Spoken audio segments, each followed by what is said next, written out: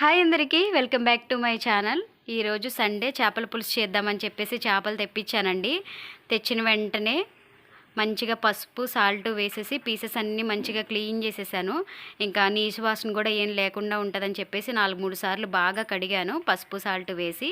ఇంకా అది అయిపోయిన తర్వాత మ్యారినేషన్ చేసుకోవడం స్టార్ట్ చేశాను. సాల్ట్, కారం, పసుపు అలానే గరం మసాలా వేసి ముక్కలన్నిటికీ పట్టించి పక్కన పెట్టుకుంటే మనకి టేస్ట్ కొంచెం మంచిగా అనిపిస్తుందని చెప్పేసి ఫస్ట్ అయితే మ్యారినేషన్ చేద్దామని ప్రాసెస్ స్టార్ట్ చేసుకుని మ్యారినేషన్ అయితే స్టార్ట్ చేసేసాను. ఈ విధంగా మసాలాలు పట్టించి పక్కన పెట్టుకోవడం వల్ల ఏంటంటే కర్రీ కొంచెం టేస్ట్గా అనిపిస్తుందండి. దీనిలో చెన కూడా మంచిగానే వచ్చింది. దాన్ని తర్వాత ఫ్రై చేసుకుందాంలే, ఫస్ట్ అయితే పులుసు పెట్టేద్దామని చెప్పేసి స్టార్ట్ చేశాను.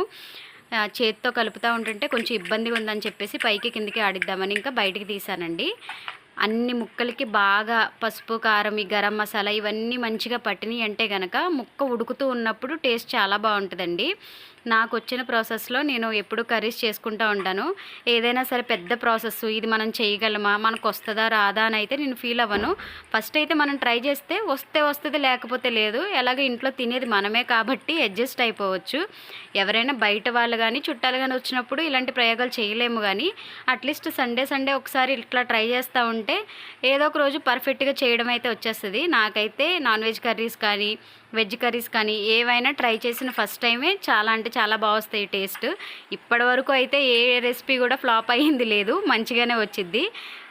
ఇంకా దీనిలోకి అల్లం వెల్లుల్లి పేస్టు, పచ్చిమిరపకాయలు, ఆనియన్స్ అన్నీ కట్ చేసేసుకుని రెడీగా పెట్టుకున్నాను. ఇంకా గ్యాస్ వెలిగించి బాండీ పెట్టుకొని చేపల పులుసుల్లోకి కానీ నాన్ వెజ్ కర్రీల్లోకి కానీ ఆయిల్ కొద్దిగా ఎక్కువ వేస్తేనే బాగుంటుంది కాబట్టి ఆయిల్ కూడా వేసేసాను. టేస్ట్ అయితే చాలా అంటే చాలా బాగా వచ్చిందండి. ఆయిల్ కొద్దిగా మరిగిన తర్వాత నూరి పెట్టుకున్న అల్లం వెల్లుల్లి పేస్ట్, అలాగే చిన్నగా కట్ చేసి పెట్టుకున్న ఆనియన్స్ కూడా వేసేసాను. చీరికగా కట్ చేసి పెట్టుకున్న పచ్చిమిర్చి కూడా వేసాను. చేపల పులుసులోకి మ్యాక్సిమం పచ్చిమిర్చి ఇలా పొడవుగానే కట్ చేసుకుంటారు కదా, నేను కూడా పొడవుగానే కట్ చేశానండి. టేస్ట్ బాగుండిద్దని. చిన్న ముక్కలు అయితే పులుసు కాబట్టి ఇరిగిపోయి కనిపించవు, అందుకే మిరపకాయ మధ్యలోకి మొత్తం ఘాటు పెట్టి ఈ విధంగా కట్ చేసుకున్నాను. ఈ అల్లం వెల్లుల్లి పేస్టు, పచ్చిమిరపకాయలు, ఆనియన్స్ పీసెస్ అన్నీ మంచిగా గోల్డెన్ బ్రౌన్ కలర్ వచ్చే వరకు ఫ్రై చేసుకున్నానండి. మనకి పచ్చివాసన పోయే వరకు ఫ్రై చేసుకోకపోతే ఆ టేస్ట్ ఏదో డిఫరెంట్గా అనిపించిద్దండి. అల్లం వెల్లుల్లి పేస్ట్ వేగకపోతే కర్రీలు అయితే అస్సలు బాగోవు. నేను ప్రీవియస్గా ఒకసారి ఎక్స్పీరియన్స్ కూడా చేశాను. ఒక 50% ఫ్రై అయ్యిందంతే అల్లం వెల్లుల్లి పేస్ట్. అప్పుడు టేస్ట్ అయితే అస్సలు బాగాలేదు. అప్పటి నుంచి నేను ఇంకా అల్లం వెల్లుల్లి పేస్ట్ సిమ్లో పెట్టేసి మంచిగా వేయిస్తాను. ఇంకా ఇవన్నీ వేగిపోయిన తర్వాత ఫిష్ పీసెస్ ఆల్రెడీ నేను మ్యారినేషన్ చేసి పక్కన పెట్టుకున్నాను కదా, అవన్నీ 1 by 1 ఇందులో వేసేసుకుంటున్నాను.